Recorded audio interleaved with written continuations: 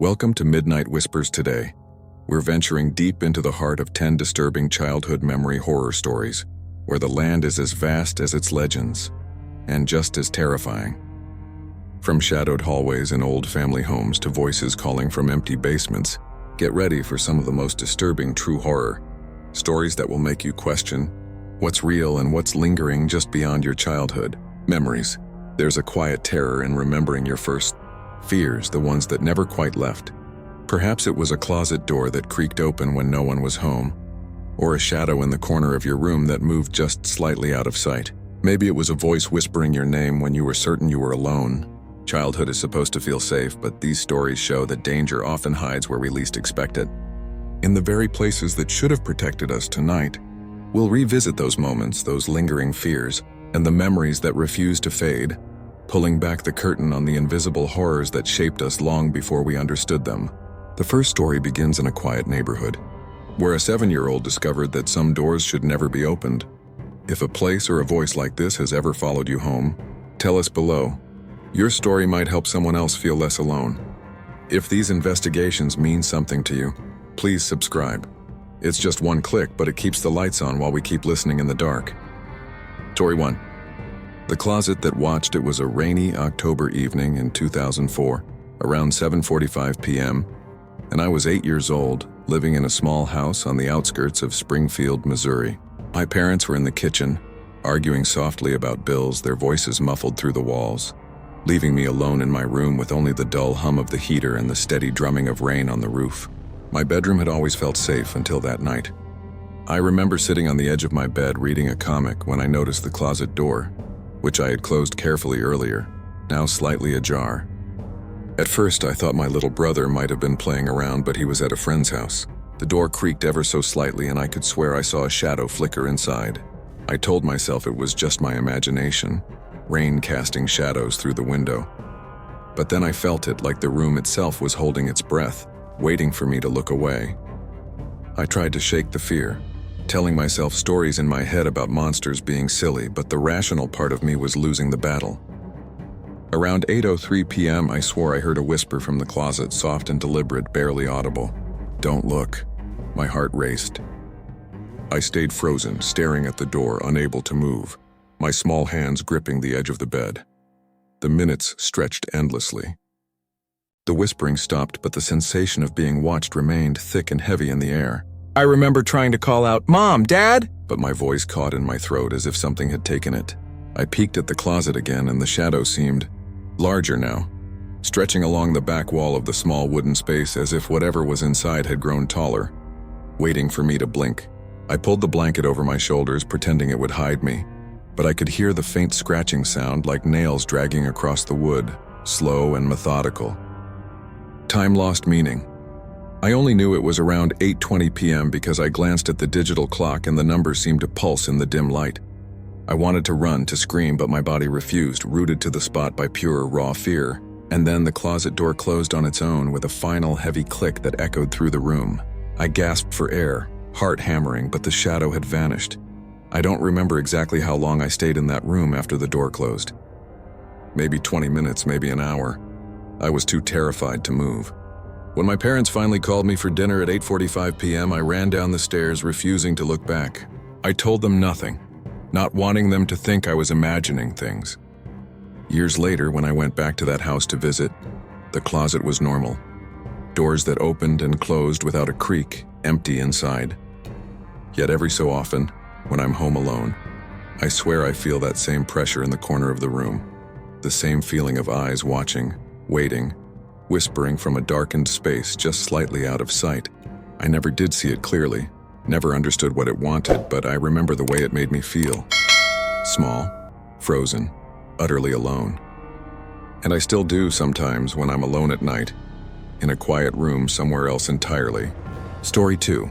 The Babysitter Who Stayed Too Long. It was a humid summer evening in July 2003, around 8:10 p.m., in a small suburban neighborhood in Cedar Rapids, Iowa. I was 10 years old, playing with my toys in the living room while my parents went out for a dinner party. My babysitter, a seemingly friendly teenager named Melissa, had been looking after me for a few months, and I generally liked her. That night, though, something felt off the moment she walked in. She smelled faintly of cigarette smoke, though I knew she didn't usually smoke, and her smile didn't quite reach her eyes. As the evening went on, she seemed oddly focused on the shadows in the corners of the living room, pausing mid-conversation to stare at nothing in particular. Around 9:05 p.m., she told me to go to my room and start on homework, then whispered something that made my stomach twist. "Don't mind me. I'll be right behind you." I froze for a moment, unsure if it was a joke, but when I entered my room and closed the door, I could hear her footsteps pacing slowly in the hallway outside. Deliberate, almost ceremonial, like she was performing some ritual I wasn't meant to understand. I tried to convince myself it was normal. She was bored. Maybe. But the cadence of the footsteps didn't match any human rhythm I knew, uneven and lingering on certain spots in the carpet. By 9:45 p.m., the tension had grown unbearable.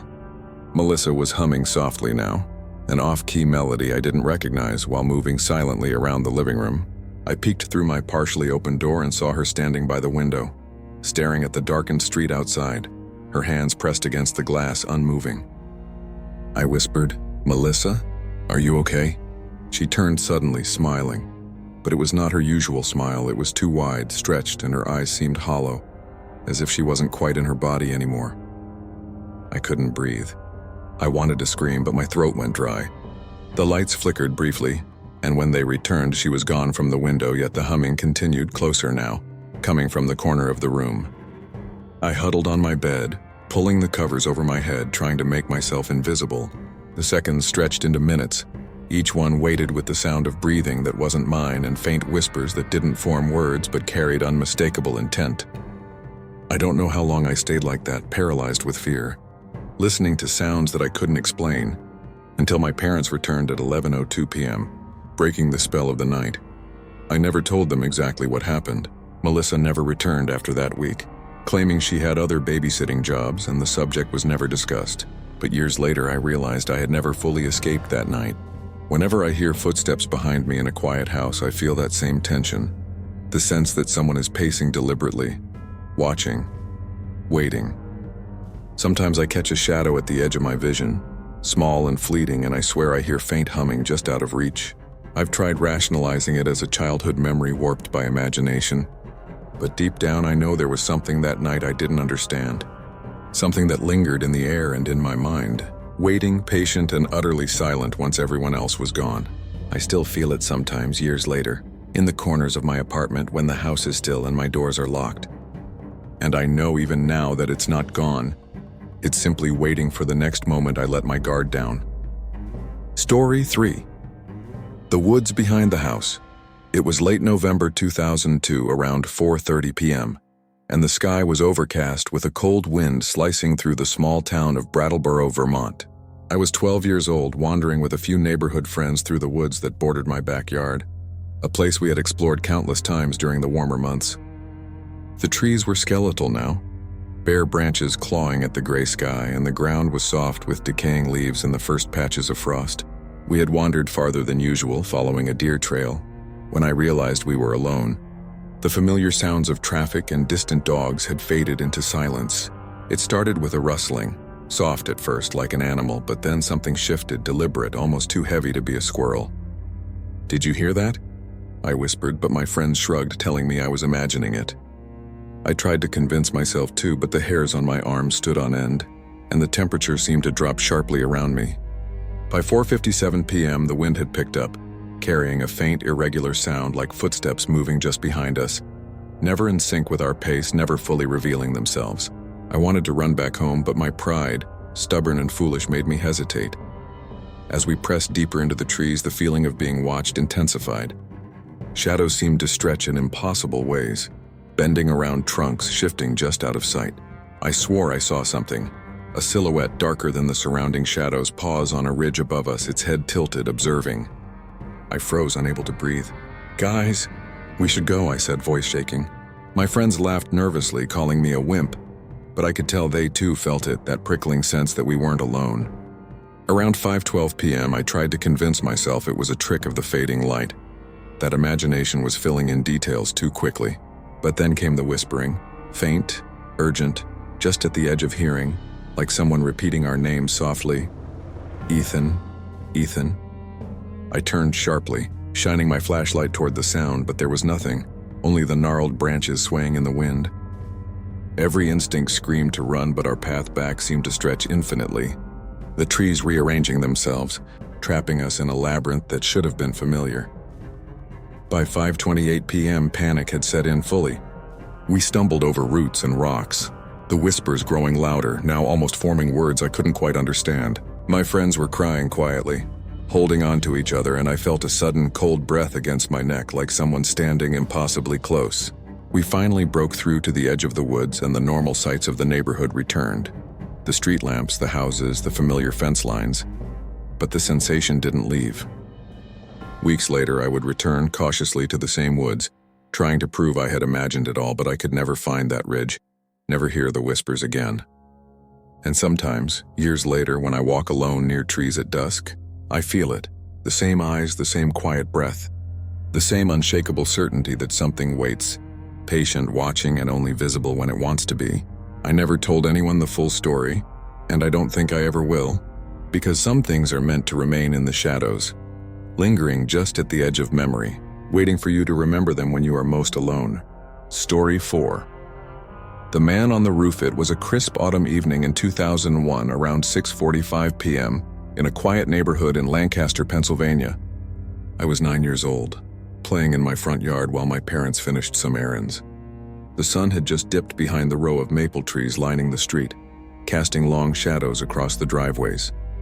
That's when I noticed him, a man standing on the roof of my house across the street, perfectly still, facing directly toward me.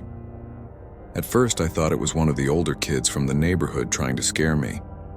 "Hey, get down from there!" I shouted, my voice shaking more than I realized. He didn't move, didn't even flinch. The air around me felt colder suddenly, and the usual sounds of birds and distant traffic seemed to vanish. My parents were still away, and I was utterly alone.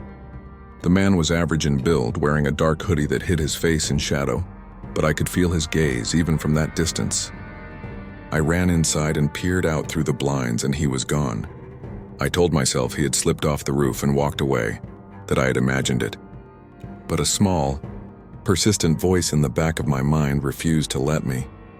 Later that night, around 9:17 p.m., I couldn't sleep. I lay in bed staring at the ceiling, trying to convince myself it was nothing. That's when I heard it, a soft tapping, rhythmic like footsteps on the roof above me. My bedroom was on the second floor, and I knew my parents had locked the doors and windows. "Mom? Dad?" I whispered, my voice barely audible, my hands gripping the sheets. The tapping stopped immediately, replaced by a quiet scrape like nails dragging across shingles. My heart was hammering in my chest. I wanted to believe it was the wind, branches brushing the roof, anything rational. But even my 9-year-old mind knew the difference between natural sounds and deliberate ones. I stayed frozen for what felt like hours, staring at the ceiling, listening to the silence that had replaced the noise. At one point, I thought I saw a shadow move past my bedroom window, though I wasn't sure if I had opened my eyes or if it was part of the dreamlike terror that had settled over me. I never saw the man again in the neighborhood, and my parents didn't believe me when I told them what happened. But years later, I would notice shadows in the corner of my eyes, fleeting glimpses of a figure on rooftops, and sometimes at night, I could swear I heard soft, deliberate tapping above me. The feeling never fully left me, the sense of being watched, the knowledge that someone had been on the roof that night observing, patient and silent. Even now, when I visit that street empty and quiet, I feel a weight, a subtle pressure at the back of my mind, as if the man could return at any moment. And part of me wonders if I ever truly saw him, or if he was always something that waited in the darkness of perception, a reminder that the world holds spaces where ordinary safety doesn't exist, and that some childhood fears never leave, no matter how much we grow. Story 5. The Imaginary Friend Who Wasn't Imaginary. It was a warm summer afternoon in 1999, around 3:30 p.m., in my small backyard in Duluth, Minnesota. I was 6 years old, sitting under the shade of the old oak tree, coloring in my sketchbook when I first met Simon. He was my imaginary friend, or so I thought, small, wearing a faded blue cap and always smiling, with a quiet voice that only I could hear. At first, Simon was harmless, even comforting. He played games with me, gave me advice, and kept me company while my older siblings were busy with their friends.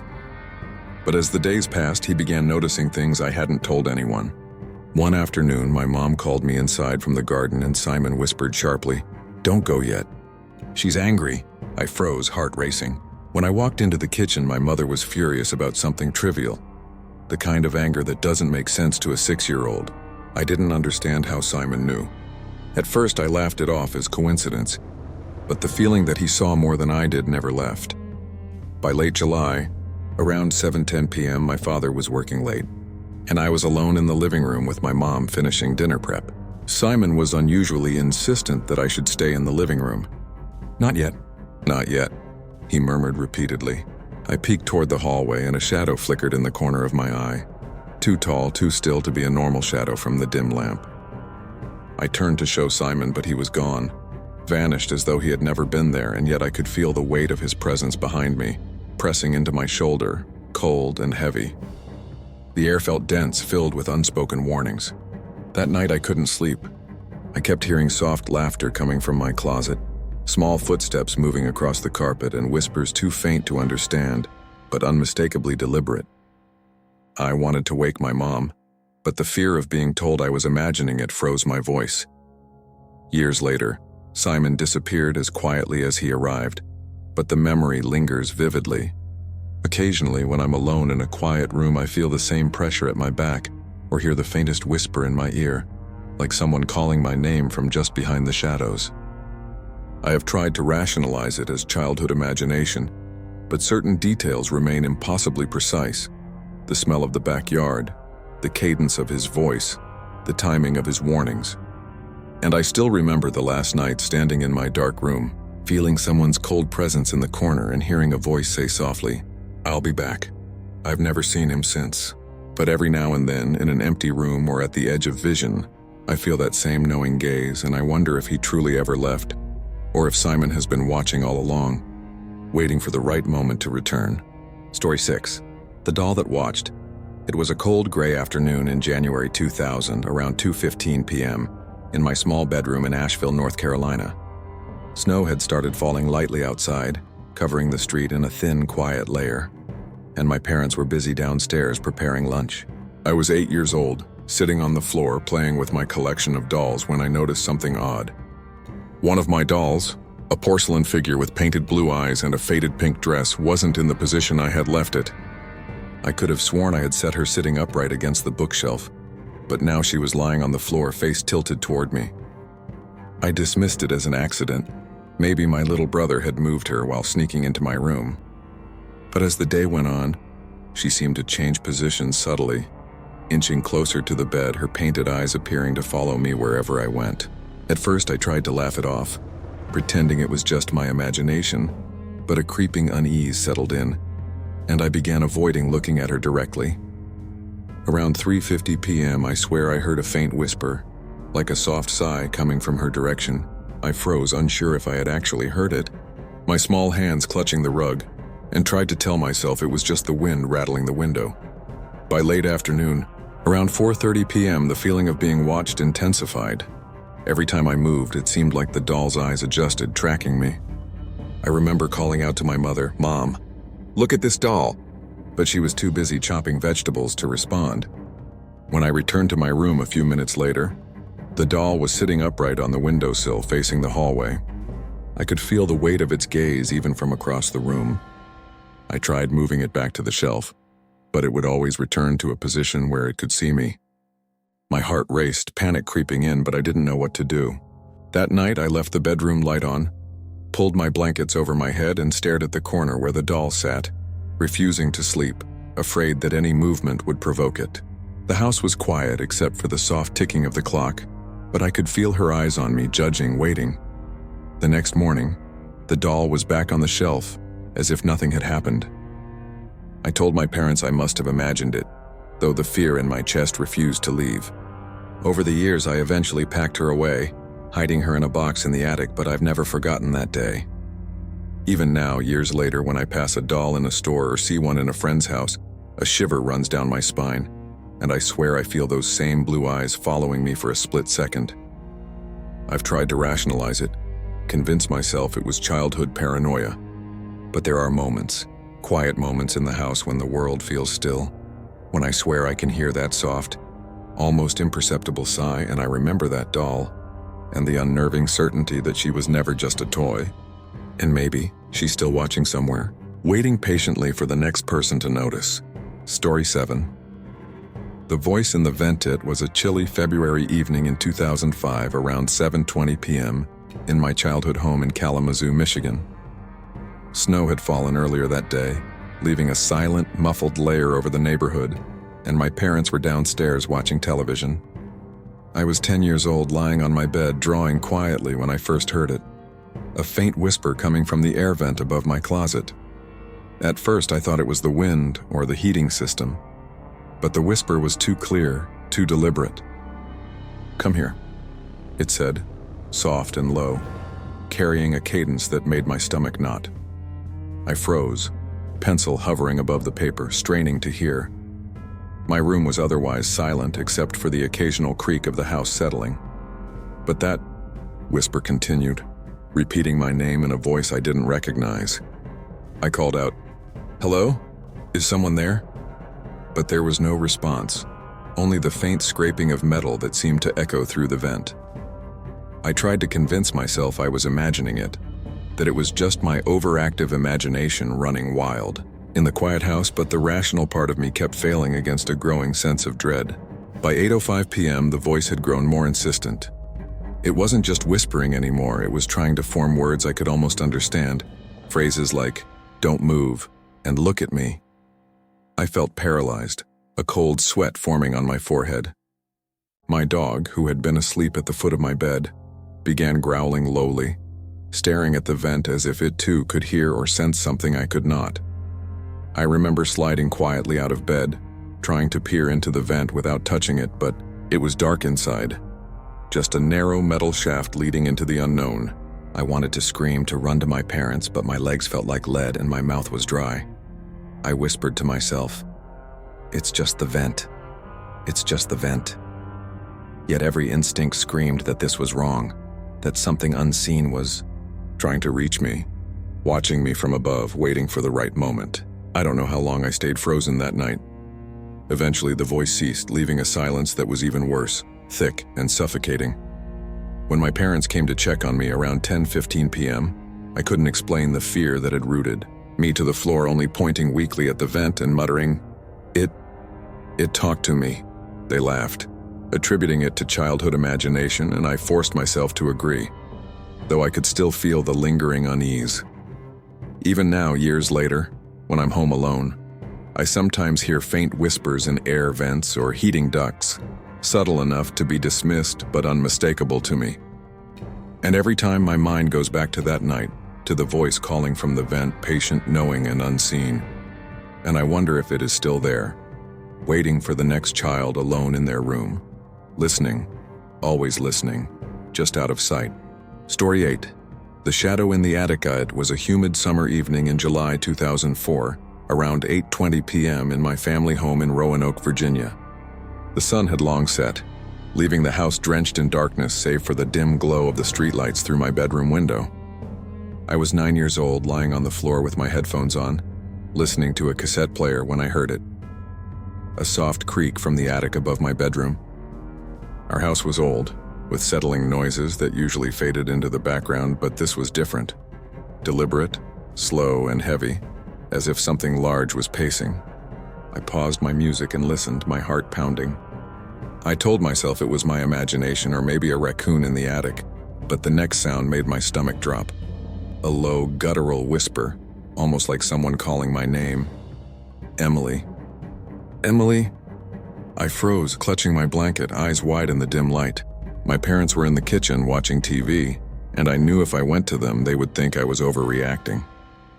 By 8:55 p.m., the tension had grown unbearable. The whispering continued sporadically, accompanied by soft thumps as if something or someone was shifting boxes and old furniture in the attic. I tried to ignore it, convincing myself that the old house was simply settling, but I couldn't shake the feeling of being watched. Shadows flickered under the doorframe. Though I knew no one was there, I whispered to myself, "It's nothing. It's nothing." but the words offered no comfort. I wanted to run to the living room, but my legs refused to move and my mind raced with possibilities worse than any rational explanation. The sound of a chair scraping across the attic floor above me made my blood run cold. I remember holding my breath, imagining the worst, knowing deep down that this was not ordinary. I eventually fell asleep somewhere between terror and exhaustion, but the memory never faded. The next morning I climbed the attic stairs, my hands shaking, expecting to find evidence of an intruder. The space was empty except for old boxes, dusty furniture, and the familiar clutter my family had stored over the years. Nothing had moved, nothing whispered. My parents dismissed it as a dream or childhood imagination, and I pretended to agree. But sometimes, years later, when the house is silent and I am alone, I hear faint creaking above me, subtle whispers that carry my name, and I know I am not imagining it. The attic remains a place of unease, and though I have grown older and moved away, I sometimes dream of the darkness above that night, and I wake with a cold weight pressing on my chest, wondering if the shadow is still waiting, patient just out of sight, ready to watch the next child foolish enough to be alone. Story 9. The Stranger in the Hallway. It was a rainy October evening in 2003 around 7:40 p.m. in my childhood home in Scranton, Pennsylvania. The sky was dark and stormy, lightning flashing intermittently through the windows, and my parents were in the kitchen preparing dinner. I was 8 years old playing with my Legos in the living room when I first noticed him, a man standing at the end of the hallway leading to my bedroom. At first I thought it was my father returning early from work, but his posture was wrong, stiff, unnervingly still. I called out, "Dad?" and there was no response. The man didn't move a muscle. He just stared, his face obscured by shadow.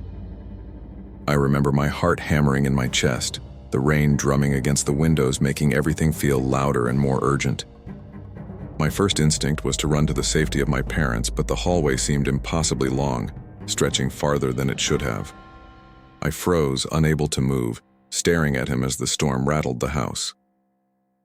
By 8:05 p.m., the situation escalated. The man remained there silent, and I could feel a strange pressure in the room, like the air itself had thickened.